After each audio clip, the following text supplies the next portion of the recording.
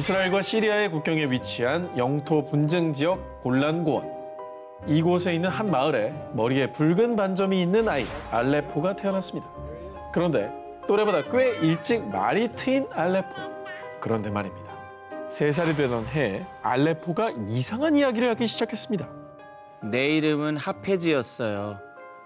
엄마 무서워요. 그 남자가 나를 죽였어요. 그 나이 애들이 저렇게 일반적이지 않은 얘기를 막 하기에는 그 내용 자체가 이상하잖아. 네, 좀 죽이다라는 특이하죠. 표현 자체가 좀 드라마 보고 따라하는 걸 수도 있잖아요. 자, 그럼 뭐 그런 생각이 들 수도 있는데요. 네. 처음엔 알레포의 부모 역시 아이가 그저 뭐 어디 이야기를 뭐 지어낸 얘기라고 생각을 했는데요. 그럼 그러나 날이 갈수록 알레포의 얘기는 더 구체적이고 내용도 끔찍했습니다. 그래서 결국 부모는 알레포가 계속 얘기를 했던 마을을 함께 찾아갔는데요. 마을에서 한 노인을 만나게 된 부모, 그리고 그 노인에게 아이 얘기를 했죠. 그런데 그때 하페즈? 하페즈는 4년 전에 실종된 우리 마을 청년인데. 진짜? 정말 놀랍게도 4년 전 이 마을에서 하페즈라는 청년이 일을 하러 나갔다 돌아오지 않았다라는 겁니다. 근데 4년 전이면 그 아이가 뱃속에 있었던 시기까지 합치면 대충 맞는 거예요. 만 3살이라고 제가 했죠. 딱 맞는 맞네. 거예요. 맞네. 한생이네. 그리고 갑자기 인적이 드문 곳으로 향한 알레포. 부모님과 마을 노인은 앞서가던 아이를 뒤따라갔는데요. 그런데 갑자기 멈춰선 아이는 어느 한 곳을 가리켰습니다. 뭔데? 왜? 자, 그곳은 특별한 게 없는 그냥 맨 땅이었는데요. 그런데 이상한 기분이 든 노인은 알레포가 가리킨 곳에 땅을 파기 시작했습니다. 그런데 그때 땅 속에서 발견된 백골. 어머. 그냥 가리켰는데 100골 나왔을 때 얼마나 놀랐을까? 그러니까 이것도 놀라운데 놀라운 일은 이게 다가 아니었습니다. 아, 또 뭔데? 급기야 아흐메드가 흉기로 제 머리를 내리친 뒤 여기에 묻었어요. 그러면 여기서 진짜 만약에 마을에 아흐메드라는 사람이 진짜 있으면 후덜덜이죠. 이거 진짜 무서운 일인데? 후덜덜이죠. 어땠을까요? 아흐메드라는 청년이 마을에 실제로 있었다고. 알레포가 백골의 위치뿐만 아니라 흉기를 벌인 장소, 하페즈를 죽인 범인의 이름까지 정확하게 집어내자 결국 아흐메드는 자신의 범행을 시인. 이후 경찰에 체포됐다. 와, 경찰도 밝혀내기 힘든 그거를 본인의 기억으로. 그리고 또 하나, 어. 처음에 제가 말씀을 드렸었죠. 뭐죠? 알레포가 태어날 때부터 있었던 붉은 반점. 왜 반점이나? 피? 이 붉은 반점의 위치와 백골의 머리에 난 흉기의 상처가 정확하게 일치했다. 아 너무 이상하다 이거. 와, 진짜 너무 무서운 얘기다 이런 거. 이건 너무 이상한 얘기다. 3살 꼬마의 놀라운 사연. 이 모든 걸 어떻게 설명할 수 있을까요? 환생이 아니라면 말이죠. 2018년 12월 중국 텐진. 유난히 춥던 겨울날 왕씨 부부는 슬픔에 겨워 눈물을 주체하지 못했습니다.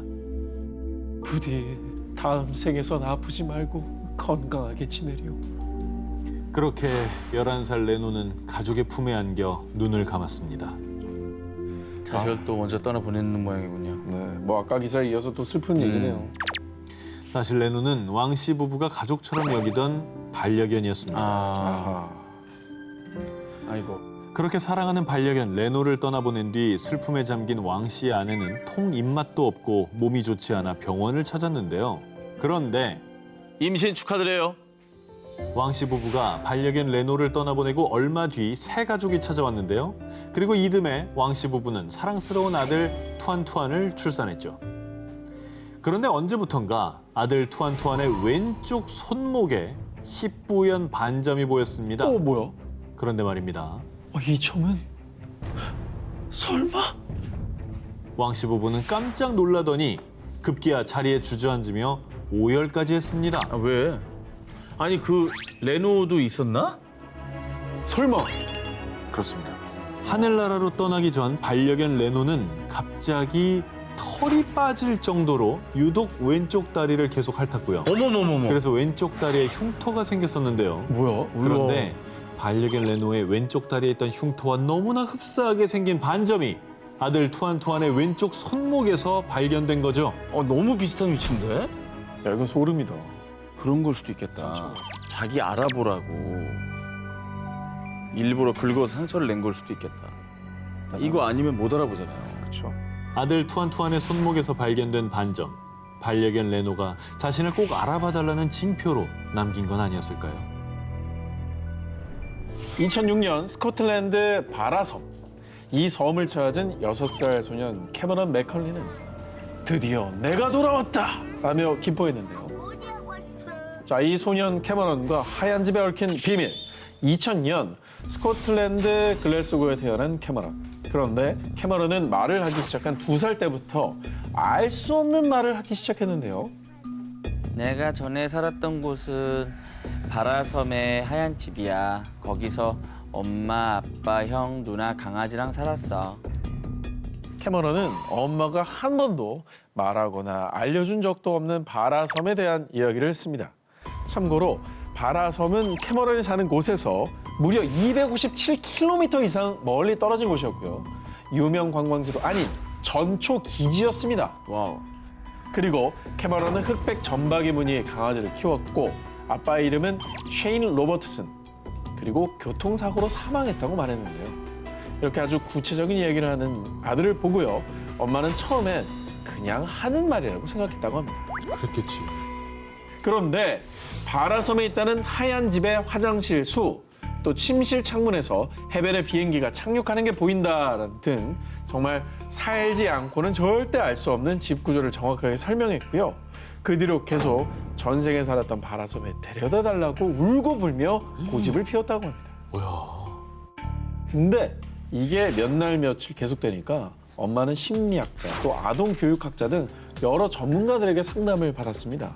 그런데 놀랍게도 캐머런은 TV 같은 걸 보고 말하는 게 아니라 정말 본인이 아는 사실을 말하는 것 같습니다.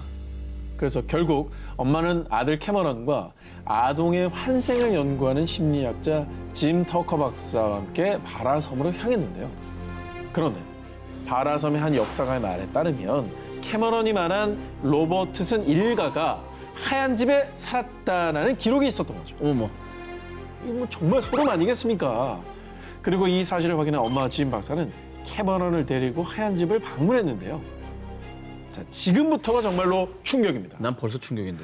정말 캐머런의 말대로 화장실이 3개가 있었으며 침실에서 비행기가 착륙하는 모습이 보였고요. 정원엔 캐머런이 종종 얘기했던 비밀 통로까지 존재했다고 합니다. 저거는 빼박이다. 비밀 통로는 알기 힘들죠. 직접 살아보지 않았습니다. 그렇죠.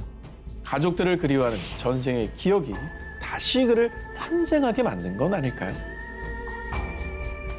1997년 영국 노퍽주에 위치한 마을 스콜.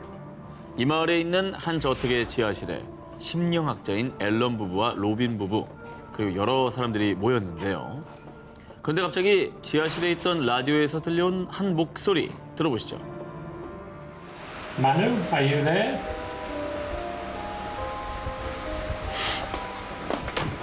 Emily? Yes. Hello, Manu. Thank you, Manu. 뭐야, 대답했어? We would like to ask the question of the appearance of your space.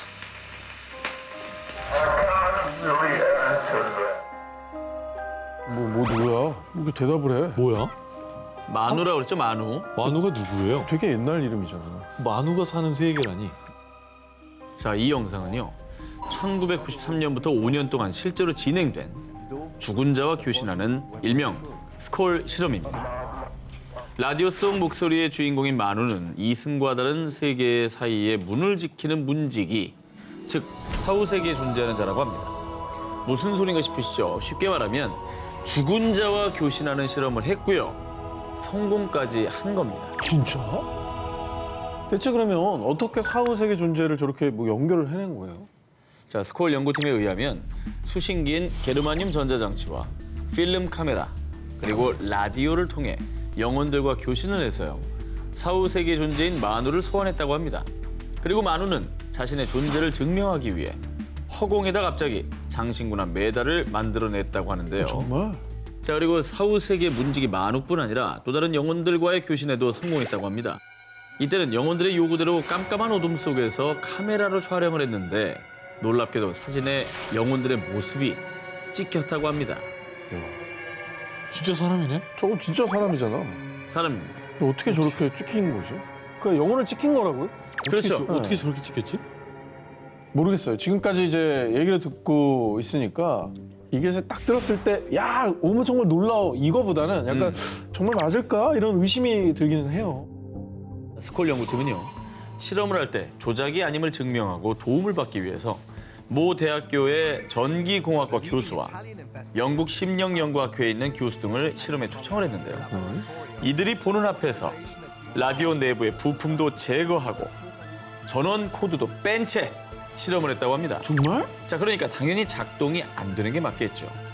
그런데 소리가 들린 겁니다. 그게 바로 영혼의 소리. 즉, 교신에 성공했다는 증거가 되는 것이죠. 야, 이게 뭔 소리야 진짜. 어우, 소름인데 약간. 자, 그래서 실험에 참여한 과학자들은 스콜 실험 결과는 속임수가 아니다라며 증언을 했다고 합니다. 아니 근데 뭐 이 실험 지금도 합니까? 그럼 지금까지 하고 있다면 전 세계가 뒤집어졌을 것 같은데. 1998년 1월 실험을 시작한 지 5년 만에 스콜 실험이 갑작스레 중단됐습니다. 그 이유가 무엇이었냐? 사악한 영혼들이 우리가 사는 세상으로 넘어오려고 했습니다. 그래서 그만뒀습니다. 스콜 실험 연구팀에 따르면 죽은 자들이 자신들이 드나들 수 있는 문, 빈 유리관을 설치해달라고 요구했는데 이 빈 유리관에서 사악한 기운의 영이 나타난 겁니다. 이에 연구팀은 제어 불가능한 끔찍한 일이 생길 수도 있다고 판단해 결국 실험을 중단했다고 합니다. 이 실험을 보면 어쨌거나 인간이 사는 세상도 있고 사후 세계도 있고 뭐 이런 게 증명이 된 게 아닌가. 죽은 자들과 교신하는 스콜 실험, 그들이 사는 사후 세계는 대체 어떤 곳일까요? 자, 이번에 여러분들에게 사진 한 장을 보여드릴 테니까요. 이게 무슨 물건인지 한번 맞춰보시기 바랍니다. 어허, 궁금하네요. 네? 자, 이것의 이름은 세네트입니다. 약 5,000년 전부터 고대 이집트인들이 즐겨한 전통 보드 게임인데요. 자, 그런데요, 이 게임이 그냥 재미로만 한 게임이 아니라고 합니다. 바로 사후 세계로 가는 자격을 부여받을 수 있는 게임입니다. 보드 게임을 하면 사후 세계로 간다. 그렇죠. 거기서 이겨야 자격을 준다는 거예요? 뭐예요? 고대 이집트인들은요, 사후 세계, 일명 두아트가 존재하며 육신이 죽은 뒤에는 두아트에서 영생을 누릴 수 있다고 믿었습니다. 그런데 망자의 혼은 영생의 자격을 얻기 전에 태양신 라의 배를 타고 사후 세계인 두아트를 여행해야 되는데 이때 필요한 게 뭐냐? 망자는 세네트로 나를 이길 수 있겠는가? 태양신을 수호하는 메헨이라는 신과 세네트 게임을 해서 이겨야만 태양신의 배를 탈 수 있다고 합니다. 그러니까 신 메헨과의 세네트 게임에서 지면 두아트에서 영생할 기회가 주어지지 않는 것이죠. 어쨌든 뭐 사후세계 패스권 같은 그런 게임이네요. 그렇죠. 뭐 무조건 이겨야겠는데요. 사후 세계에서 영생을 위한 필수 조건이었던 세네트. 그래서 실제로 고대 이집트인들이 생전에 세네트를 한 흔적이 곳곳에서 발견됐는데요. 이집트 제18왕조의 파라오 투탕카멘의 무덤에서 세네트가 발견됐고요. 19왕조 람세스 2세의 왕비 네페르타리의 무덤 속 벽화에는 홀로 세네트하는 왕비의 모습이 그려져 있습니다. 뭐 세네트가 인기 있었다는 건 그만큼 고대 이집트인들이 사후세계에도 좀 좋은 데 가고 싶은 마음, 그럼요. 그 믿음과 열망이 그만큼 강했다는 거네요. 이번엔 고대 이집트의 사후 세계에 대해 좀 더 딥하게 알아보겠습니다. 고대 이집트 문화의 상징과 같은 피라미드, 이집트 왕 파라오들은 역대 가장 크고 화려한 피라미드를 완성하라. 생전에 자신들의 왕궁보다 무덤인 피라미드를 건축하는 데 더 온 정성을 다했습니다. 한 예로 이집트 제4왕조의 제2대 파라오 쿠프 왕의 피라미드는 높이 146m에 총 면적 260만 제곱미터, 무려 축구장 111개를 합친 어마어마한 규모를 자랑합니다. 이게 뭐 오죽하면 불가사이겠어요. 예. 그리고 무덤의 주인인 망자의 육신도 온전해야 사후 세계에서 부활할 수 있다고 믿어 시신도 미라로 만든 것이죠. 사후세계에 대한 진정한 믿음이 있으니까 영생을 위해서 현세에서 저렇게 피라미드, 미이라까지 만들어가면서 노력을 했다라는 거죠. 그렇습니다. 그래서 현세에서 만반의 준비를 하는 건데요. 자, 그런데 앞에서 망자가 영생의 자격을 얻기 위해 사후세계인 두아트를 여행한다고 했죠. 그때 여기서 꼭 만나야 하는 이가 있습니다. 바로 신 오시리스. 사후세계인 두아트의 왕 오시리스가 망자에게 영생의 자격이 있는지 생전의 죄를 심판한다고 합니다. 망자의 심장을 추해달라. 망자가 생전에 도덕적인 삶을 살았다면 망자의 심장이 추 반대쪽의 깃털보다 가볍답니다. 그래서 심판을 받은 뒤 통과를 하면 망자는 부활해서 사후세계 천국인 아루에서 영생을 하게 되고요. 하지만 반대로 이 심판에서 생전의 죄가 많은 걸로 나오면 영생은커녕 혼이 소멸당해 영원한 죽음을 맞이하게 된다고 합니다. 이거는 영화 신과 함께에 나오는 내용하고 좀 비슷한 것 같아요. 맞아요. 귀인이 되는 조건을 심사한 거네요. 육신이 죽은 뒤 다시 한번 운명을 결정하는 사후세계의 심판. 어쩌면 우리가 사는 현세는 사후세계의 삶을 결정짓는 여정이 아닐까요? 중국 후난성 화이화 지역의 외진 산골 마을 핑양샹. 소수민족인 동족이 모여 사는 이 마을에서는 아주 미스터리한 일들이 일어나고 있습니다.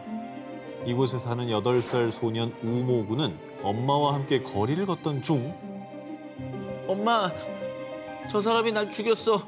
살려줘. 갑자기 이웃 남자 룽 씨를 보자마자 온몸을 바들바들 떨며 울부짖었는데요. 이거 뭔 말이에요? 나를 죽였다는데 애는 살아있고. 이거 뭐 약간 앞뒤가 안 맞는 것 같은데?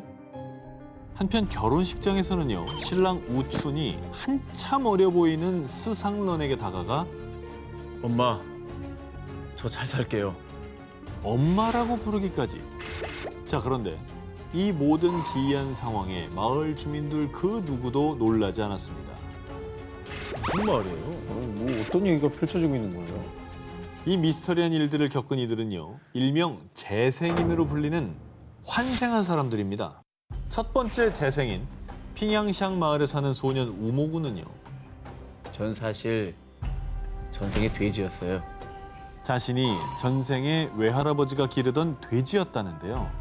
게다가 같은 마을에 사는 도축업자 룽 씨가 전생에 자신을 죽였다는 주장까지 했습니다. 그런데 정말로 과거에 룽 씨가 소년의 외할아버지가 기르던 돼지 한 마리를 잡은 적이 있었다는 거죠. 돼지가 사람으로 환생했다는 얘기네. 그리고 아까 결혼식 장면 기억나시죠? 네네. 핑양샹 마을의 또 다른 재생인 스상런은 전생에 셴시라는 마을에 사는 24세 여성 야오잔이었다는데요. 전생에 아이들을 두고 먼저 눈을 감은 게 내 한이에요. 전생에 우춘이라는 아들과 우메이라는 딸을 두고 본인은 지병으로 사망하게 됐다는데요. 그리고 그녀는 환생을 한 뒤 전생이 자꾸 기억나서 11살 무렵 직접 셴시 마을에 찾아갔는데 그런데 그곳에 정말 우춘과 우메이라는 남매가 살고 있었고요. 심지어 남매의 모친은 지병으로 사망한 야오잔이었습니다. 그럼 그렇게 바로 환생을 한 거라는 거예요? 어이구, 소름 돋네, 이거. 스상런의 이야기를 들은 우춘 남매는 그녀를 엄마가 환생한 존재라 믿을 수밖에 없었고요. 그래서 아들 우춘의 결혼식에 스상런이 엄마로서 참석도 하고 현재까지도 계속 왕래하며 가족의 연을 이어가고 있다고 합니다. 그런데 핑양샹 마을에는 본인이 환생했다고 주장하는 재생인들이 무려 110여 명에 달한다고 합니다. 정말 기묘한 얘기네요, 진짜. 110여 명, 와우. 환생인들의 마을, 핑양샹 마을에 대해 일각에서는 마을을 유명하게 만들려고 다 같이 거짓말하는 거 아니냐? 라며 비난하는 목소리도 있었는데요.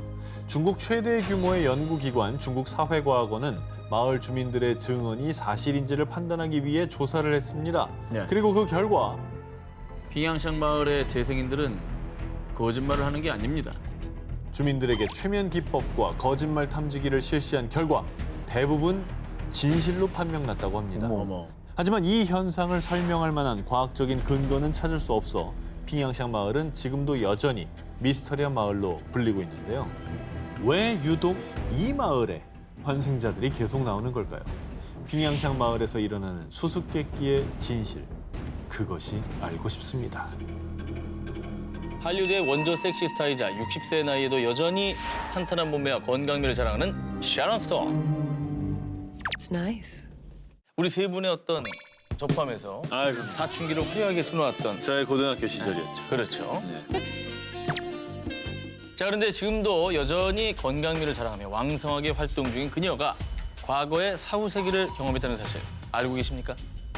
2001년 10월 샤론 스톤은 자신의 머리를 강타하는 듯한 통증을 느낍니다.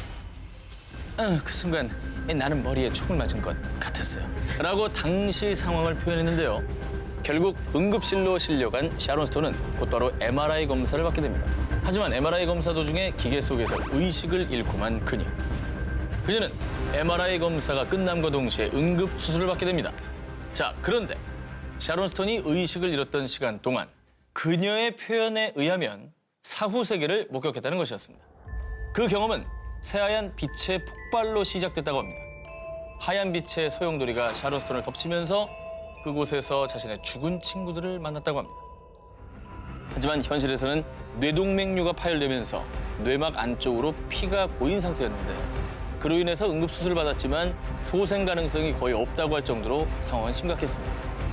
그런데 친구들은 그녀에게 샤론, 우린 이제 헤어져야 될 시간이야 라면서 그녀를 천국 밖으로 떠나보냈다고 합니다. 자, 그런데 놀랍게도 그 타이밍에 맞춰서 그녀는 기적적으로 의식이 깨어났다고 하는데요. 진짜.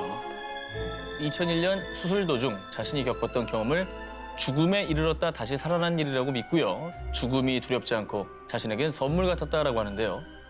과연 그녀가 본 것은 천국이었을까요? 꽃이 많이 피는 아름다운 자연 경관으로 포르투갈어로 꽃을 의미하는 플로레스라 이름이 붙은 이 섬에는요. 1639m 높이의 클리무투 산이 있고 그 안에는 화산 폭발로 생긴 세 개의 호수, 클리무투 호수가 있습니다. 이 산자락에 있는 작은 마을, 뽀모에 사는 리오족들은요. 예로부터 자신들이 죽으면 그 영혼은 반드시 이 클리무투 호수에 깃든다고 믿고 있다고 합니다. 그런데 꽤 흥미로운 이야기는 이 영혼들은 다 같은 호수에 깃드는 게 아니라 영혼의 특성에 따라서 세 개의 호수에 나누어서 깃든다고 합니다. 재밌다. 제일 서쪽에 위치한 숲으로 감싸져 있는 검푸른 호수 티우아타부푸는요. 나이 든 사람의 영혼이 모인다고 하고요. 이 호수와 조금 떨어져 있는 옥색 호수의 이름은 티우누아 무리 쿠파이로요. 젊은 사람들의 영혼이에요. 그리고 그 옆에 있는 호수는 티우아타폴로로 갈색을 띠고 있는데 이것은 악한 사람의 영혼이 모이는 곳이라고 합니다. 아니 어떻게 저렇게 가까운데 이렇게 색깔이 다를 수가 있지? 진짜 신기해. 일부러 인공 색소를 만들어 놓은 것처럼. 아 물감 풀어놓은 거 같잖아. 그런데 이 삼색 호수가 영혼이 모인다는 전설만큼이나 신비로운 이유는요. 하루에도 오전 오후에 따라 또 건기와 우기에 따라 신기하게도 색이 옅어지기도 하고 또 진해지기도 한다고 합니다. 진짜? 신기하다. 저게 어떤 원리로 저렇게 되는 걸까요? 진짜? 학자들은 호수 밑에 있는 토양의 화학 물질 때문에 색이 바뀌는 것 같다라고 추측합니다. 이게 밝혀진 사실은 아니고요. 추측입니다. 하지만 리오족 사람들의 생각은 다릅니다. 그들은 호수에 깃든 조상의 정령이 변덕을 부려서 색이 변하는 거라고 믿고 있다고 합니다. 리오족에게 클리무트 호수는 예로부터 조상이 깃드는 신성한 공간으로 소원을 빌거나 병을 고치고 싶을 때 이곳에 와서 기도를 한다고 하는데 리오족의 이런 믿음과 전통은 어쩌면 먼저 세상을 떠난 가족들과 이승에서 더 오래 함께하고 싶은 마음이 아닐까요? 만약 생을 마친 후에 영혼이 되어 어딘가에 깃들 수 있다면 두 기자님들은 어디에 깃들고 싶습니까? 저는 뭐 그냥 만약 가능하다면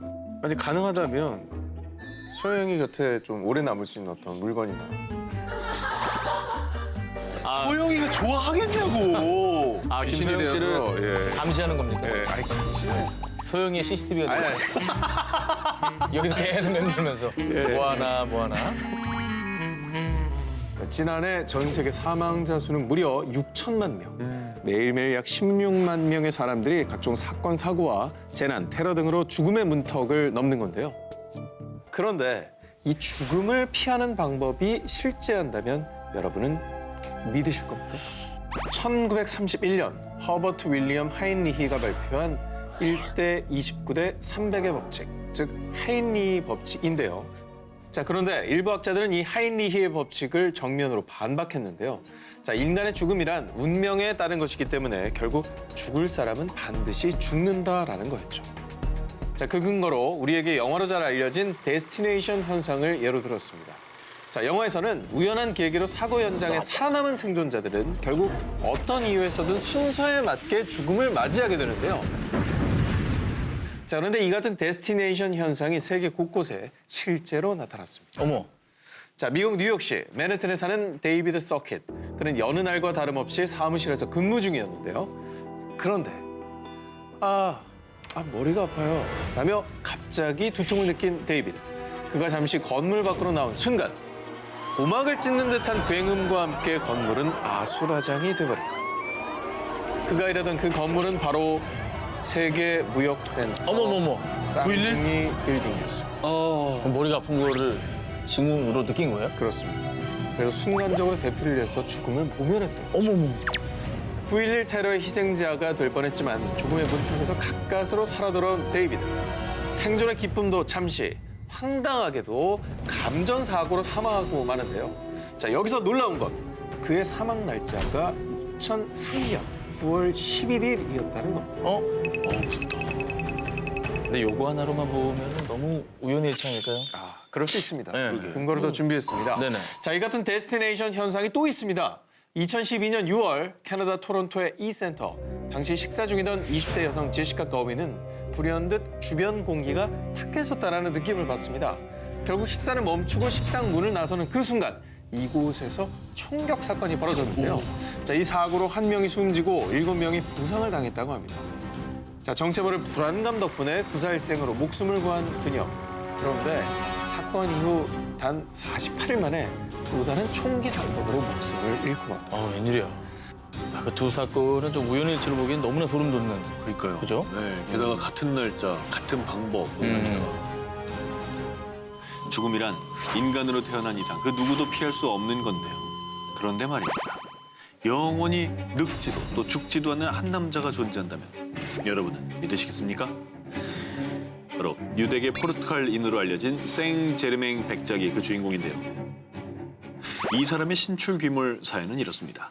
죽은 지 1년 뒤인 1785년에 프리메이슨 프랑스 지부에서 생제르맹 백작이 대표로 선출돼 활동을 했고요. 생제르맹 백작이 죽은 지 3년째 되던 해인 1787년에는 프랑스의 왕 루이 16세 앞에도 나타납니다. 모든 질서를 뒤집을 만한 대음모가 도사리고 있으니 앞으로 조심해야 할 것입니다. 라고 왕에게 경고한 뒤 홀연히 사라졌다는데요. 그로부터 2년 뒤인 1789년에 프랑스 혁명이 일어났고 루이 16세는 사형을 당하게 되죠. 늘 40대 중반의 얼굴을 하고 더 이상 늙지도 죽지도 않는 정말 불로불사의 삶을 이어나갔다는 생제르맹 백작. 18세기 프랑스의 위대한 계몽 사상가인 볼테르에 따르면 생제르맹 백작은 절대로 죽지 않는 모든 진실을 아는 자라는 말을 남겼다고 합니다. 그는 정말 실존했던 인물일까요? 아니면 단지 불사의 삶을 꿈꾸는 이들이 만들어낸 가상의 인물일까요? 2003년 미국, 천국에서 누나를 만나고 돌아온 한 소년이 있습니다. 엄마, 나한테 누나가 또 있어요. 누나는 지금도 있잖아. 아니요, 누나는 한 명 더 있었어요. 천국에서 만난 그 누나가 얘기해줬어요. 대체 이 소년은 무슨 말을 한 걸까요? 2003년 3월, 당시 4살이었던 소년 콜트는 급성 충수염으로 의식불명에 빠져 응급실로 이송. 대수술을 2번이나 받았을 정도로 아주 위독한 상태였습니다. 심지어 3분간 심정지 상태에 이르게 됐는데요. 하지만 다행히도 수술은 무사히 끝났고 콜트는 건강을 회복할 수 있었습니다. 그런데 말입니다. 수술이 끝난 뒤 콜트는 엄마, 아빠, 나 천국에 다녀왔어요. 가족에게 자꾸만 천국 얘기를 꺼냈습니다. 하지만 콜튼의 부모는 아들 콜튼의 의식이 뚜렷하지 않다고 여겨 대수롭지 않게 생각했죠. 그런데 천국에서 누나도 보고 왔는걸요? 콜튼이 천국에서 누나를 만나고 왔다는 말에 콜튼의 부모는 깜짝 놀라고 말았는데요. 그 이유, 콜튼이 태어나기 전인 1998년 안타깝게도 콜튼의 엄마가 임신 초기에 유산한 적이 있었던 것입니다. 하지만 콜튼의 부모는 이 이야기를 콜튼에게 단 한 번도 한 적이 없었다고 하는데요. 야, 그럼 유산된 아이가 천국에 있었고 걔를 만나고 온 거야? 콜튼에 따르면 자신과 똑 닮은 누나가 천국에서 콜튼을 보자마자 달려와 포근히 안아줬다고 합니다. 그러면서 하늘에서 지켜보고 있었다라고 말했다고 합니다. 4살 꼬마가 지어낸 얘기라고 하기에는 너무나 구체적이었던 것이죠. 게다가 아빠, 천국에서 팝 할아버지도 만났어요. 정말 재밌는 분이에요. 콜트는 증조부 팝 할아버지까지 천국에서 만났다고 합니다. 이분은 콜튼이 태어나기도 훨씬 전에 돌아가신 분이었는데 말이죠. 너무 놀라서 콜튼의 아빠는 콜튼에게 조심스레 다가가 팝 할아버지가 돌아가시기 전에 사진을 보여줬는데요. 이 할아버지 아니에요. 천국에는 나이 든 사람이 없었어요. 그래서 콜튼의 아빠는 다시 팝 할아버지의 젊은 시절 사진을 보여줬습니다. 그제야 콜튼은 천국에서 본 팝 할아버지가 맞다라고 했습니다. 이거 소름이다. 뭐야. 자, 이후에 천국에서 죽은 가족들이 만난 소년, 콜튼의 천국 경험담은 대대적으로 이슈가 돼서요. 2010년 Heaven is for Real이라는 책으로 발행돼 미국에서 무려 175주간 베스트셀러에 올랐습니다. 그리고 2014년에는 영화로까지 개봉돼 전미 박스오피스 1위를 기록하기도 했다고 합니다. 2013년에 이어 2016년에 중국 산시성과 간수성에 전해진 충격적인 소식. 여성 사체판에 판매한 일당 적발. 여성 2명 살해 팔아넘긴 남성 체포. 아, 뭐야, 시체를 왜 팔아요? 그걸 왜 팔아요? 이런 끔찍한 사건이 일어난 이유, 바로 중국 산시성, 광동성 등 일부 지역에서 성행하고 있는 풍습, 명혼 때문입니다. 명혼이란 미혼 남성이 세상을 떠나면 남성의 부모가 여성의 사체를 산 뒤에 두 남녀의 사체를 합장시키는 걸 말합니다. 이렇게까지 하는 이유가 뭡니까? 명혼을 하는 일부 지역, 또 이 지역민들의 말에 따르면요, 미혼 남성은 조상의 무덤이 있는 곳에 함께 묻힐 수가 없다고 합니다. 그래서 명혼을 해서라도 조상들의 묘가 있는 곳에 묻으려고 하는 거죠. 그리고 결혼을 하지 않고 죽은 영혼은 사후세계에서 악령으로 변해서 가족들에게 저주를 내린다고 믿기 때문에 여자 사체를 사서라도 꼭 명혼을 시키려는 거라는데요. 그러다 보니 암암리에 명혼을 위한 사체 가격이 치솟고 치솟아 2016년에는 15만 위안, 우리나라 돈으로 약 2,700만 원까지 거래가 됐다고 합니다. 그래서 돈에 눈이 멀어서 중간 업자도 생겨나고 또 유족들 몰래 무덤에서 여성의 사체를 파내서 명혼의 신부로 팔아넘기는 밀거래나 심지어는 살아있는 여성을 살해한 뒤에 팔아넘기는 일까지 발생한 겁니다. 아니, 무엇보다 사후세계에 있는 이들조차 결코 바라는 게 아닐 거라는 생각이 들거든요. 그렇습니다. 2016년 3월 중국 정부는 명혼으로 인한 시체 도굴, 시체 매매, 알선 등 범죄 행위를 엄격히 다스릴 겁니다. 이렇게 강경한 입장을 발표하고 이를 어기면 시체 모독죄로 최고 유기징역 3년형을 선고할 거라고 전했습니다. 중국의 빗나간 풍습, 아니 악습, 명혼. 정말 명혼이 죽은 자들을 위한 걸까요? 남겨진 사람들의 이기심 아닐까요? 일본 사람들이 신성히 여기는 땅, 헤이잔, 고야산과 함께 3대 영지로 꼽히는 곳이 있습니다. 바로 아오모리현에 위치한 산, 오소레잔입니다. 이승과 저승의 경계, 저승과 가장 가깝다는 산 오소레잔. 아, 근데 저기 굉장히 기묘하게 생겼네요. 그죠? 오소레잔에 오르려면 꼭 거쳐야 되는 관문이 있습니다. 불교에서 사람이 죽은 뒤 이승과 저승을 나누는 강, 삼도천 위에 놓인 이 주황색 다리 보이시죠? 이 다리는 이승과 저승을 연결해준다는 다이코바시입니다. 이 다리를 건너야만 저승 세계로 통하게 되는데요. 좀 듣고 나니까 으스스하네요. 그러니까 이게 얘기를 듣고 나니까 야, 저 다리 뭔가 영험해 보이는데. 남달라 보이죠? 자, 그리고 이렇게 다리를 건너면 지금부터 지옥이 펼쳐지게 됩니다. 불교에서 말하는 8지옥 중에서도 가장 끔찍한 지옥으로 손꼽히는 무간지옥입니다. 무간지옥은 살아생전에 큰 죄를 짓고 죽은 사람들이 영원히 극한의 고통을 받는 곳인데요. 황량한 돌무더기, 그리고 뿌옇게 피어오르는 유황연기. 정말 금방이라도 지옥 불구덩이가 나올 것 같지 않습니까? 황량하네. 근데 여기도 지형이 진짜 신기하다. 그렇죠? 아, 저기 가기도 좀 무서운 것 같아요. 참고로 이곳에 가면요, 곳곳에 꽂혀있는 바람개비가 보이는데 이건 이곳을 찾은 이들이 죽은 자들에게 공양의 의미로 바치는 거라고 합니다. 아, 바람개비가. 매년 7월과 10월에는 오소레잔의 보리사에서 죽은 자들을 애도하는 행사, 오소레잔 대제가 열립니다. 아오모리현 근처에 있는 무속인들이 찾아와 제사를 올리고 참배를 한다고 합니다. 그런데 이때 또 특별한 게요. 무속인들이 죽은 자의 영혼을 불러와 이생에 있는 이들에게 말을 전해주는 의식, 이타코 쿠치요세를 치르는데요. 이때 정말 기묘한 일들이 자주 벌어진다고 합니다. 2018년 세상을 떠난 어머니와 대화를 하기 위해 한 자녀가 이곳을 찾았는데요. 정말 우리 엄마 맞아요? 그럼 내가 암 투병할 때 너 때문에 버틸 수 있었어. 한 무속인이 산자와 죽은 자를 연결해 주었는데 정말 엄마가 아니면 알 수 없는 생전의 일들을 얘기한 겁니다. 진짜 영혼이 찾아온 거네. 이거 누가 어떻게 알려주겠어요? 야, 대단하다. 네. 이게 뭔가 기운이 있는 곳이긴 한가 봐요. 기운이라고 하는 게 있는 것 같아요. 죽은 자를 그리워하고 만나고 싶은 이들은 지금도 이곳을 찾고 있습니다. 이번 특종은요, 죽음의 문턱에서 천국과 지옥으로 간 사람들의 인생이 180도 뒤바꾼 정말 놀라운 특종입니다. 중동 지역에 사는 한 청년 무하마드는 아주 독실한 크리스천인데요. 그런데 그의 충격적인 반전 과거 IS에 몸담았던 것을 뼈저리게 후회합니다. 누가 이렇게 개종한다고 나가면 막 죽이고 그러지 않아요? 그러게요. 근데 어떻게 기독교를 믿어요? 궁금하시죠? 정말 충격적이게도 무하마드는 극단주의 테러 범죄단체, 본인들의 종교, 신념만이 진리라고 믿는 IS의 대원으로요. 수많은 테러를 저지르고 죄 없는 생명을 앗아간 극악무도한 테러범이었습니다. 그런 그가 크리스천이 된 데에는 아주 특별한 사연이 있었습니다.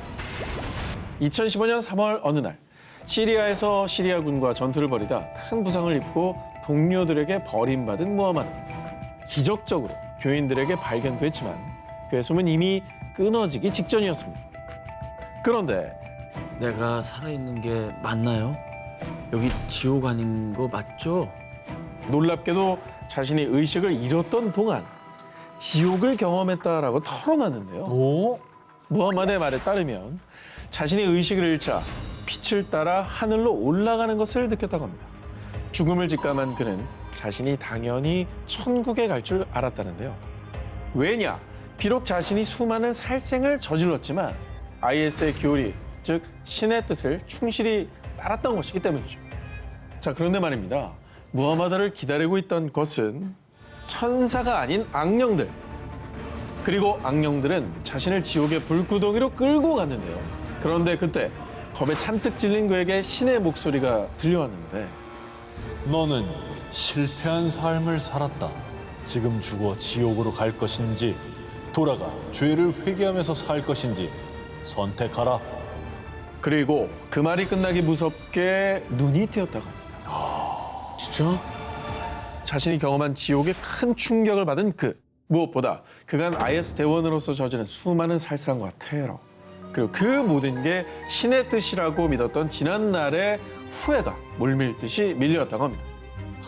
그래서 만약 IS에서 알게 되면 목숨을 잃게 될 것을 누구보다 잘 알지만 사후세계를 경험한 뒤 새 삶을 열기 위해서 기독교로 개종한 겁니다. 그에게 주어진 새 삶. 청년 무하마드가 본 건 정말로 사후세계였던 걸까요? 2009년 미국 와이오밍주. 어느 날 정형외과 의사로 근무하는 메리 닐에게 청천벽력 같은 소식이 전해졌습니다. 19살 된 첫째 아들 윌리가 교통사고로 사망했다는 소식이었습니다. 웬일이야. 그리고 이게 갑작스러운 사고이기 때문에 얼마나 충격이 컸겠어요. 그런데 아들을 잃은 엄마 메리 닐은 2012년 발표한 자신의 저서를 통해 당시 심경에 대해 이렇게 밝혔는데요. 아들의 죽음을 알고 있었어요. 그리고 다시 천국에서 만날 수 있다고 믿으니 고통을 참을 수 있었어요. 아니, 어떻게 저렇게 담담하게 얘기할 수가 있죠? 죽음을 또 어떻게 알고 있었다는 겁니까? 과연 그녀의 말은 무슨 의미인 걸까요? 약 10년 전인 1999년 그녀의 인생을 뒤바꾼 사건이 벌어졌는데요. 자, 남편과 떠난 칠레 여행에서 카약을 타던 중 갑자기 카약이 뒤집히는 사고가 발생. 어렵게 구조는 됐지만 당시 출동한 구급대원과 경찰은 그녀가 계속 숨을 쉬지 않자 익사 판정을 내리려고 했는데요. 그런데 이게 무슨 일입니까? 약 25분 뒤 메리 닐은 기적적으로 의식을 회복했습니다. 그런데 그녀의 말에 따르면 정말 놀랍게도 의식을 잃고 있을 동안 천사들의 안내를 받아 천국에 다녀왔다고 했습니다. 천사들과 예수님은 긴 머리를 가지고 있었고 하얀 예복을 입었는데 눈이 부셨어요. 그리고 메리 닐은 천국의 들판에 앉아 예수님과 얘기를 나누었다고 합니다. 그런데 예수님은 그녀에게 구체적인 날짜와 원인을 알려주진 않았지만 첫째 아들이 죽음을 맞을 것이라고 일러준 뒤 그리고 아직 세상에 할 일이 있으니 돌아가라는 말과 함께 그녀를 세상에 돌려보냈다고 합니다. 그렇게 뭐라 형용할 수 없는 기적적인 경험을 한 메리 닐은 교회에서 세례를 받고 장로로 재직하는 등 독실한 크리스천이 됐고요. 그리고 부디 아들의 죽음이 일어나지 않기를 바라며 매일 기도하고 또 기도했지만 안타깝게도 10년 뒤인 2009년 그때 경험했던 말대로 아들이 세상을 떠나게 되었다고 합니다. 메리 닐은 정말 가슴이 아팠지만 아들의 죽음이 영영 이별이 아니라 천국에서 다시 만날 수 있을 거라 믿고 있다고 하고요. 그리고 지금은 자신이 경험한 천국에 대해 알리며 환자들의 영혼까지 치유하는 의사가 되겠다는 신념으로 살아가고 있다고 합니다. 천국과 지옥을 경험한 사람들, 신이 그들을 다시 세상으로 돌려보낸 것은 현생에서 바르게 그리고 최선을 다해 살라는 깊은 뜻이 있었던 건 아닐까요? 2005년에서 2010년까지 시즌 5까지 방영되며 전 세계인들에게 사랑받은 미드죠. 제니퍼 러브 휴잇이 출연한 고스트 위스퍼러. 이승을 떠나지 못하는 영혼을 달래주는 한 영매의 이야기인데요. 그런데 말입니다. 이 드라마가 전 세계인들의 인기를 끈 이유, 제작자의 경험을 바탕으로 제작된 것이기 때문입니다. 영매 얘기가. 드라마 고스트 위스퍼러의 제작자이자 베스트셀러 작가인 제임스 벤 프레그가 그 주인공인데요. 제임스는 어릴 때부터 신령스러운 기운, 일명 오라를 볼 수 있었다고 하는데요. 그러다 우연히 죽은 사람과 산 사람이 소통하는 모임인 한 교령회에 참석하면서 제임스의 인생이 180도 달라졌습니다. 그곳에서 만나는 한 영매가요. 보아하니 당신도 곧 나와 같은 일을 하게 되겠군요. 이런 예언을 한 겁니다. 뭐야? 그런데 그 영매의 말대로 제임스의 영적 능력은 점점 커졌고 심지어는 영혼을 보고 대화도 나눌 수 있게 된 거였죠. 진짜? 영매 눈에 보였나 보다. 서로 이렇게 신기가 있는 사람 알아본다. 그렇죠. 운명을 타고난 거예요.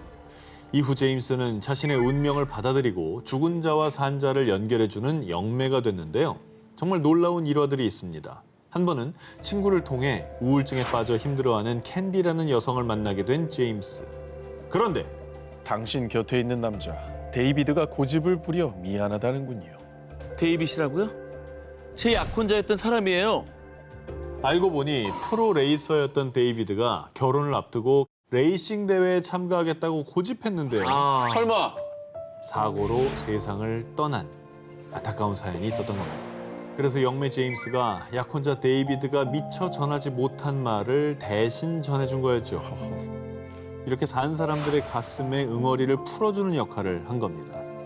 결국에는 이제 그 얘기를 듣고 이제는 편안하게 데이비드를 좀 떠나보낼 수 있었을 것 같아요. 수많은 영혼과 산자들의 아픔을 어루만져준 영매 제임스. 그의 말에 따르면요. 막 죽음을 맞이한 영혼들은 살아있을 때와 다르지 않게 자신들의 삶을 이어나간다고 합니다. 다만 그들이 걱정하는 건 살아생전 자신이 사랑했던 사람들이라고 합니다. 2003년 6월 미국 로스앤젤레스의 한 병원. 수술 도중 사망 선고를 받은 한 남자. 그런데 사망한 지 무려 30분이나 지난 뒤에도 다시 살아났다면 믿겨지십니까? 기적적으로 다시 깨어난 이 남자. 미국의 가스펠 가수 토니 데이비스인데요. 2003년 6월 30일 토니 데이비스는 아내를 데리러 가는 길에 묻지마 총격 사건에 휘말리게 됩니다. 한 남성은 그에게 무차별적으로 총을 쏴댔고요. 당황한 그는 괴한을 피해 있는 힘껏 도망쳤지만 그를 향한 총격은 그치지 않았습니다. 알고 보니 토니 데이비스가 폭력 조직의 가입 절차였던 무차별 총기 난사의 타겟으로 희생을 당한 겁니다. 어머. 자, 결국 그에게 날아든 수십 발의 총알 중 5발이 토니의 몸과 다리를 관통했고요.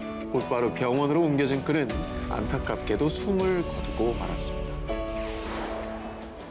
그런데 이때 사망 선고를 받은 지 30분 만에 그의 심장이 다시 뛰기 시작했습니다. 오. 말도 안 돼. 정말 이 상황이 믿겨지십니까? 일단 뇌에 피가 안 가는 거잖아요. 그렇죠. 몇 분 안에 막 뇌에 피가 안 가면 맞아요. 뇌가 죽는다 뭐 이런 얘기도 많잖아요. 30분이나 지난 겁니다. 말이 안 되는데. 자, 기적적으로 죽음의 문턱에서 돌아온 토니 데이비스. 하지만 안타깝게도 총상을 입은 왼쪽 다리는 절단해야 했고요.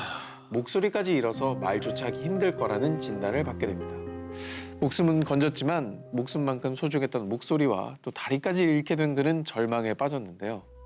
그 순간 그의 귓가에 들린 목소리. 그들을 진심으로 용서하라. 자, 마치 신의 계시와 같이 들린 음성.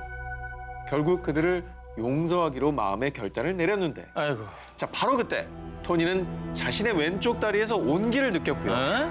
회생 불가 판정을 받은 왼쪽 다리와 성대가 다음 날부터 재기능을 하기 시작한 겁니다.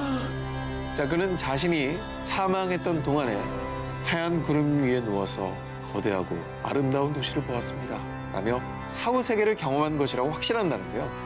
그에게 일어난 기적은 지금까지도 풀리지 않는 미스터리로 남아있습니다. 그때는 뼈로 만든 도구를 썼어요. 전 2번 결혼해서 10명의 애를 낳았죠. 그때는 엄청난 무게의 돌을 날랐어요. 그래요. 전 이집트 시대의 노예였다고요. 만약 이 시대를 초월한 전생의 기억들이 한 여자의 전생이라면 믿으시겠습니까? 종종 자신의 전생을 기억한다는 사람들이 있죠. 남아프리카 공화국 행정수도인 프리토리아에 사는 조이 버웨이 또한 자신의 전생을 기억한다고 주장했는데요. 조이 버웨이가 3살이 되던 해, 엄마, 전 옛날에 돌과 동물뼈로 만든 도구를 이용해서 생활했어요. 그리고 잠은 동굴에 잤어요. 어디에서도 배운 적도 누구도 알려준 적 없는 이야기를 늘어놓는 딸. 그런데 더 황당한 건요. 딸아이가 전생이라고 말하는 이야기들이 날마다 시대와 인물이 달랐던 겁니다. 이렇게 딸 조이가 3살 때부터 5살 때까지 기억해낸 전생만 해도 무려 10가지. 되게 많다. 그중에 비교적 최근 전생, 1900년대에 살았던 전생까지 이야기합니다. 조이는 남아공의 한 정치인의 손녀로 태어났다고 이야기했고요. 당시에 10명의 아이를 낳았다고 이야기했는데요. 아이가 하는 얘기 치고 되게 디테일하네요. 그러니까 너무 디테일해요, 지금. 네. 그래서 부모는 곧바로 이 일들을 확인해보기 지금 시작합니다. 뭐 같은 남아공이니까. 그렇지. 가볼 수 있잖아. 네. 그런데 확인 결과 조이가 말했던 정치인은 남아공 건립 전 옛 트란스발 공화국의 대통령 폴 크루거였고요. 어머? 그리고 정치인 폴 크루거의 손녀 중에 10명의 자식을 낳은 여성이 실제로 있었습니다. 그런데 그 10명의 자녀 중에 90세를 넘긴 딸이 조이를 실제로 만나게 됩니다. 아, 이거 궁금하다. 그렇죠. 재밌는 게 엄마가 5살인데 딸은 90살인 거예요. 네. 이 둘은 정말 오랜 시간 이야기를 나눴는데요. 정말 가족이 아니면 절대 알 수 없는 부분까지 조이가 이야기해서 모든 이들을 놀라게 했다고 합니다. 웬일이야. 그러니까 예를 들면 전 기자의 방송에서 또또 얘기를 했으니까 우리가 전 기자의 집 애완견이 또또인지 알지만 다른 사람 집 애완견 이름까지는 잘 모를 거 아니에요? 모르죠. 이제 그런 얘기들을 하는 거예요. 조이가. 가족만 아는.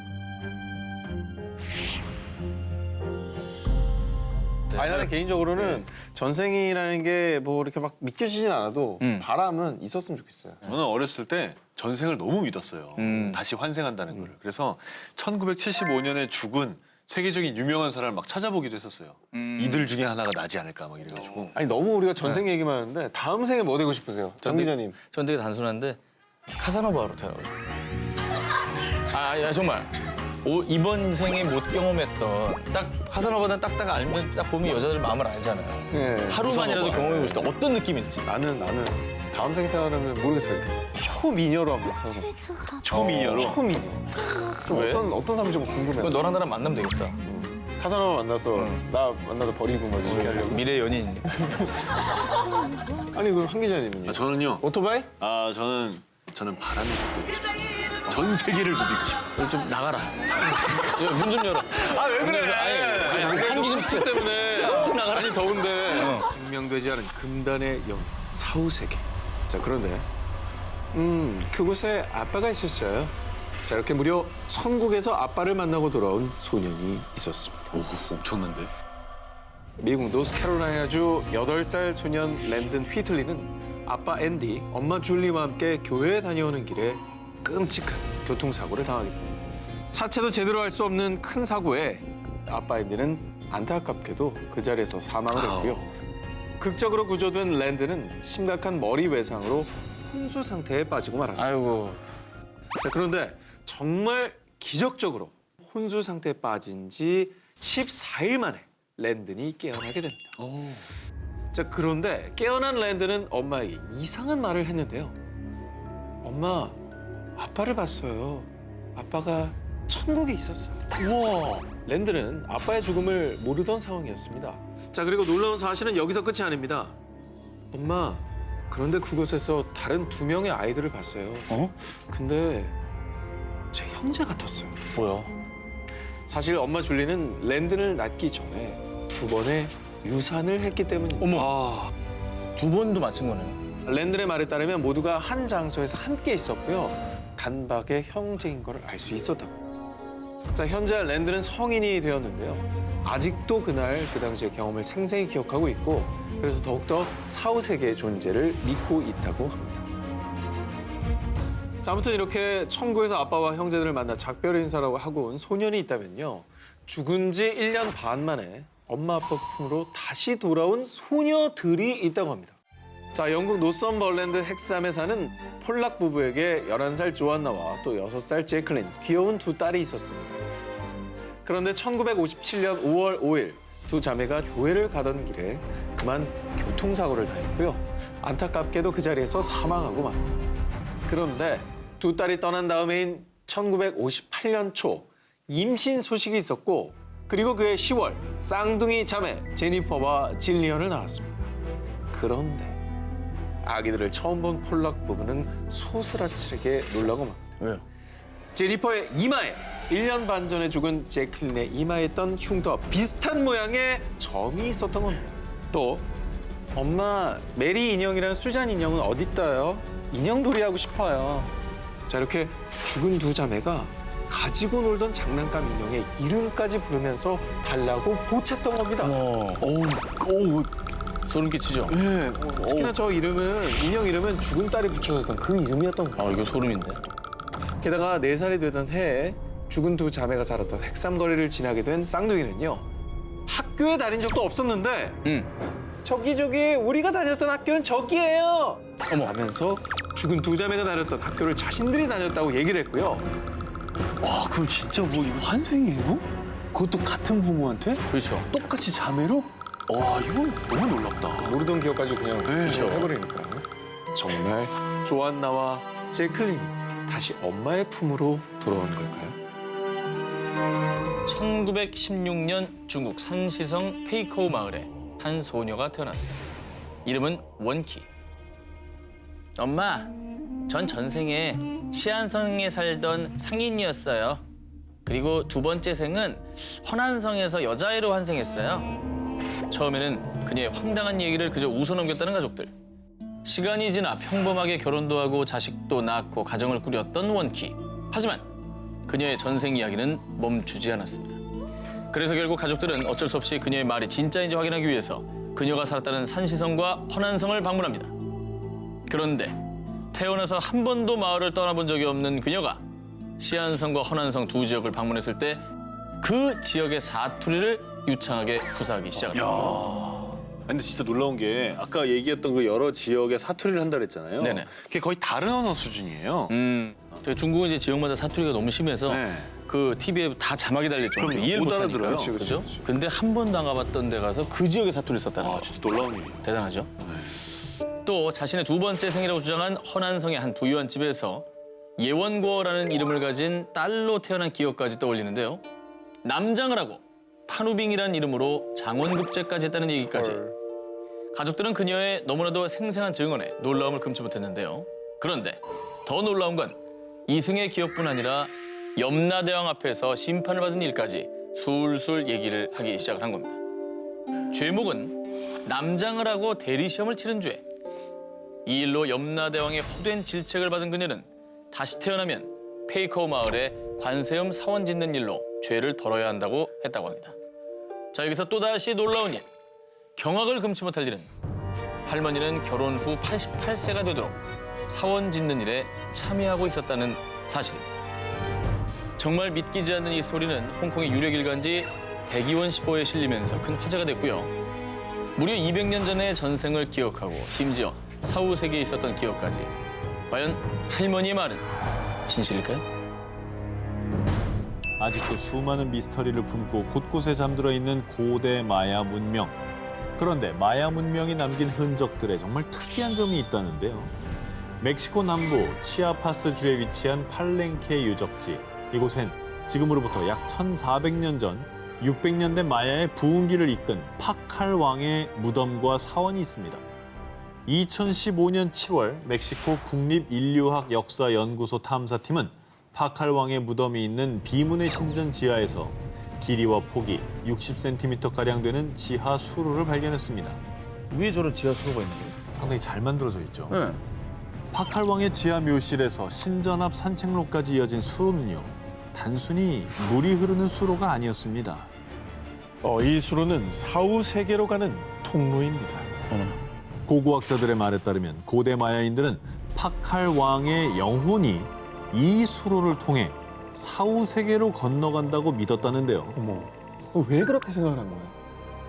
수천 년 전 고대 마야인들은 사람이 태어나면 영혼이 몸에 묶여 있다고 생각했고요. 그래서 육신이 죽으면 끝이 아니라 그 영혼은 사후 세계로 간다고 믿었습니다.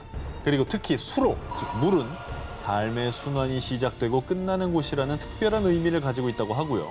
정말 결정적으로 파칼 왕의 무덤에서 발견된 한 쌍의 귀마개에서 죽은 자를 물에 잠기게 해 사후 세계로 인도할 것이다 라는 문구가 발견됐다고 합니다. 마야인들은 이제 물을 통해서 사후세계로 간다 이렇게 믿은 거군요. 맞습니다. 그리고요, 팔렌케 유적지에서 발견된 수로뿐 아니라 마야 문명의 발원지인 멕시코 유카탄 반도에도 사후 세계로 통하는 곳이 발견됐습니다. 이곳엔 마야인들이 신성하게 여긴 수천 개의 천연 지하 샘물 세노테가 있는데요. 많은 세노테들이 수로를 따라 내려가면 지하 수중 동굴을 통해 하나로 이어져 있는 구조인데 마야인들은 이 세노테가 팔랑케 유적지에서 발견된 지하 수로처럼 사후 세계로 가는 통로라고 여겼다고 합니다. 이집트도 그렇고 고대 사람들은 죽음이 결코 끝이 아니라고 믿은 것 같아요. 멕시코 지하에 있는 수로들 그 너머엔 고대 마야인들의 영혼들이 우리가 모르는 비밀을 품고 살아가는 건 아닐까요? 1962년 레바논의 한 마을. 평소 심장이 좋지 않던 20대 여성 하나는 첫째 딸 레일라와 둘째 딸 갈랄에 이어 셋째 아들을 출산한 뒤 건강이 급격히 악화됐는데요. 하나는 자신의 삶이 얼마 남지 않았다는 슬픈 예감이 들었습니다. 그러던 어느 날 여보, 난 곧 당신 곁을 떠나겠지만 환생해서 다시 돌아올 거예요. 남편 파루크에게 이런 의미심장한 말을 남겼고요. 그 뒤로 몇 년간 더 투병하다 결국 눈을 감고 말았습니다. 아 근데 자기가 죽을 걸 어떻게 알고 이렇게 얘기를 했을까요? 예. 저런 건 진짜 말하는 사람도 듣는 사람도 가슴 아프죠. 그렇죠.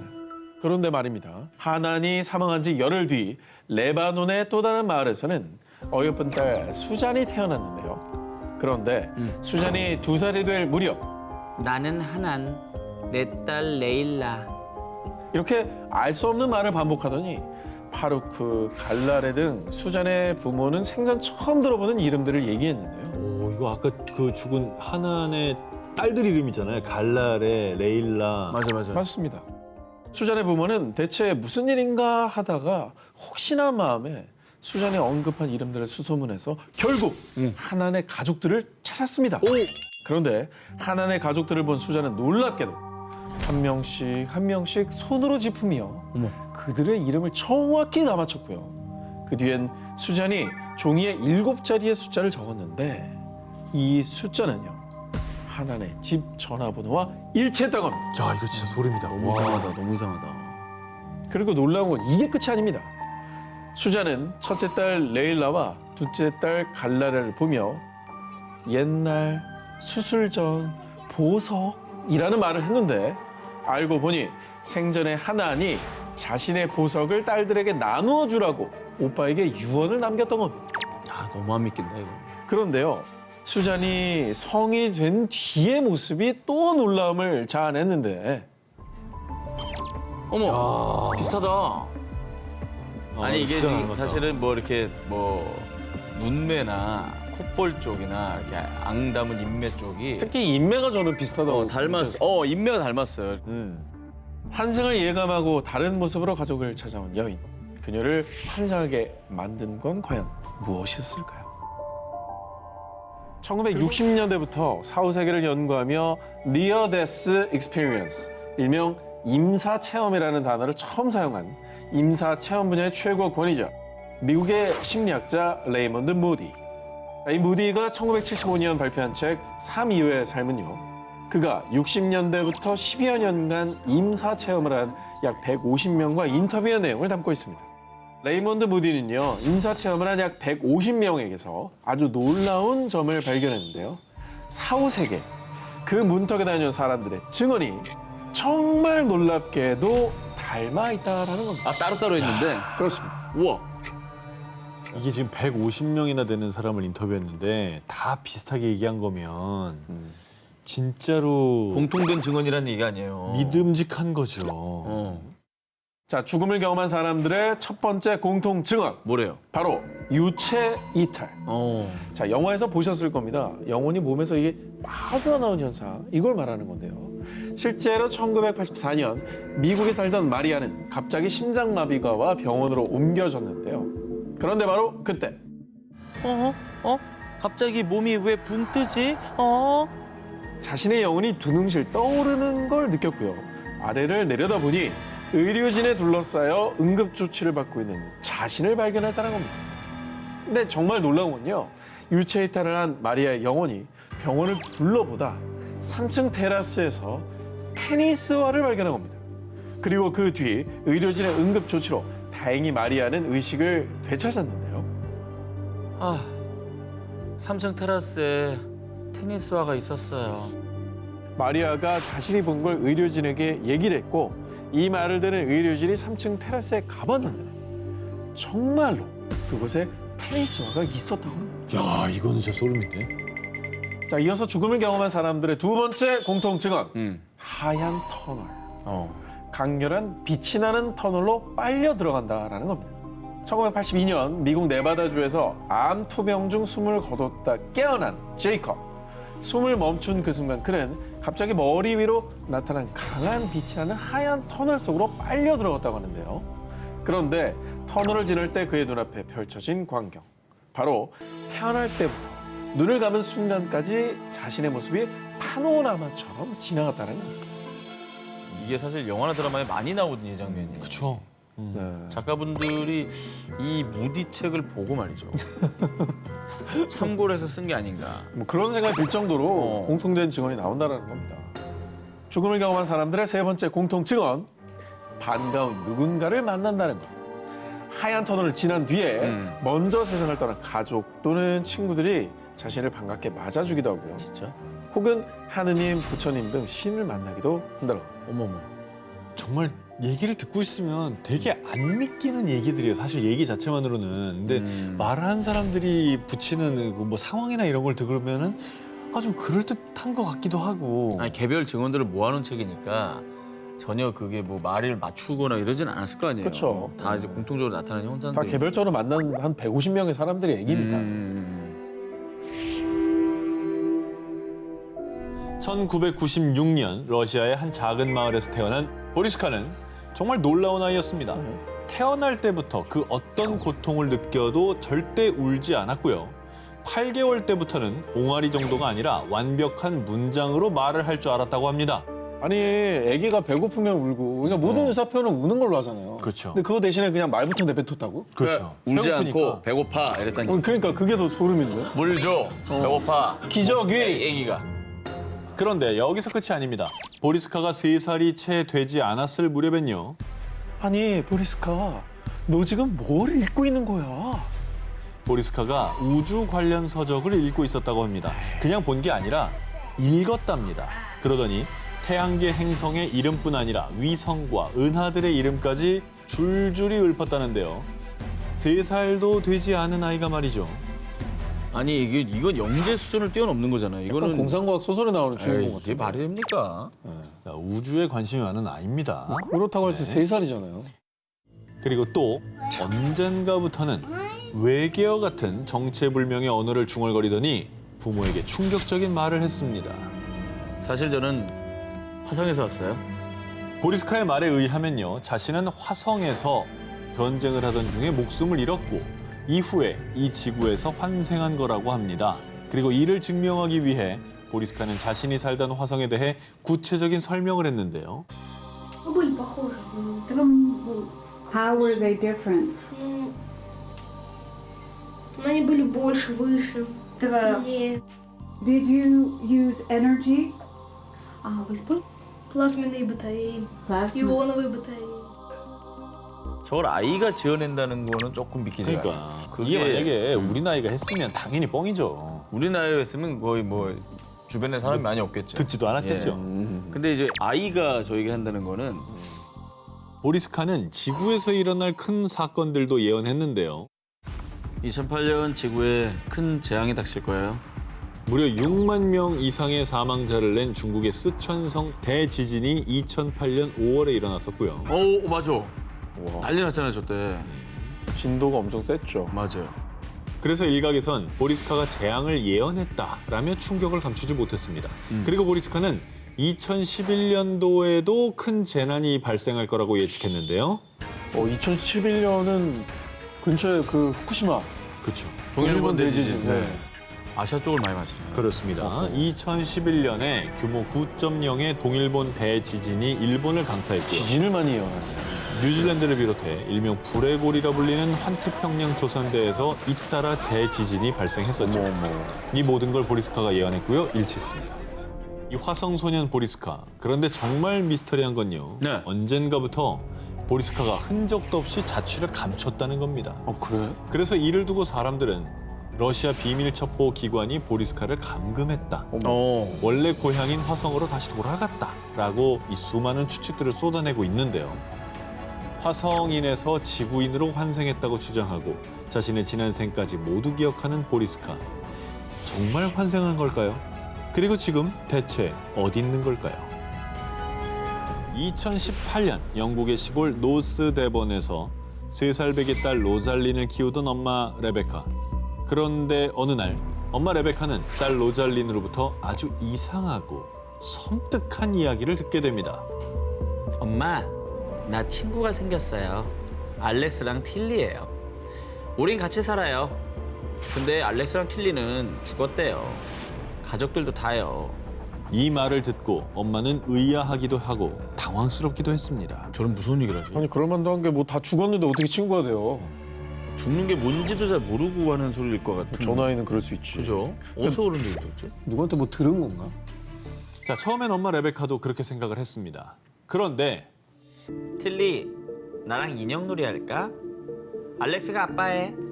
로살리는 종종 정말 친구들이 곁에 있는 것 마냥 대화를 하며 놀았는데요. 엄마는 정말 이 집에 유령이 있는 걸까 싶어서 혼란스러웠습니다. 자, 그런데요. 그때 문득 떠오른 기억. 딸 로잘린이 18개월 때 집 지하를 가리키며 하얀 양이 있다라고 한 적이 있는데요. 놀랍게도 살던 집이 예전에 양을 키우던 농가 터에 지어진 거였다고 합니다. 아우 무서워. 근데 그 당시에는 엄마는 뭐 우연이겠거니 생각했는데 이제 보니 딸아이의 말이 우연이 아닌 것 같다는 생각이 든 거죠. 엄마는 혼란스러운 마음을 진정하고 확인을 좀 해보기 위해 과거 이 지역의 인구조사 기록을 살펴봤습니다. 그런데 확인해보니 이 집에 알렉산더 그리고 마틸다라는 여성도 거주했던 게 맞습니다. 지금 레베카 가족이 살고 있는 집에 놀랍게도 1861년에 알렉산더 터너라는 소년이 살았고요. 1891년에는 마틸다라는 여성이 거주했던 기록도 확인됐습니다. 그러니까 딸 로잘린이 말한 집에 같이 산다는 세 친구들이 약 150년 전에 이 집에 살았던 죽은 사람들, 즉 영혼이라는 게 확인된 셈이죠. 자, 그러니까 각자 다른 시대에 죽은 사람들의 영혼이 살던 집에서 산 사람과 공존을 하고 있다는 거잖아요. 시대를 뛰어넘어서. 그렇죠. 어쩌면 지금 당신이 살고 있는 집에도 무언가 혹은 누군가 공존하고 있지 않을까요? 2002년 홍콩. 평범한 주부였던 아니타는 갑작스레 림프종 진단을 받은 뒤 힘겨운 투병 생활을 이어갔습니다. 하지만 병은 나아질 기미를 보이지 않았죠. 그렇게 4년의 시간이 지났을 무렵. 시간이 얼마 남지 않은 것 같습니다. 길어야 3개월. 마음의 준비를 하세요. 2006년 2월의 어느 아침 나날이 쇠약해져 가던 아니타는 급기야 혼수 상태에 빠졌고요. 점점 죽음이 아니타를 덮쳐오고 있었는데요. 그런데 혼수 상태에 빠져 사경을 헤매던 아니타는 갑자기 몸이 가벼워지면서 모든 아픔과 고통이 사라지더니요. 아니, 이게 어떻게 된 거지? 나는 저기 있는데? 급기야 몸과 영혼이 분리되는 유체 이탈을 경험한 겁니다. 그러더니 놀랍게도 아니타의 눈에 의료진들이 응급처치를 위해 분주히 움직이는 모습이 선명하게 보였습니다.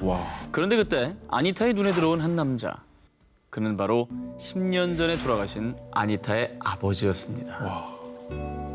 아버지, 여기 계셨던 거군요. 사랑하는 나의 딸 아니타. 나는 늘 이곳에서 가족들을 지켜보고 있었단다.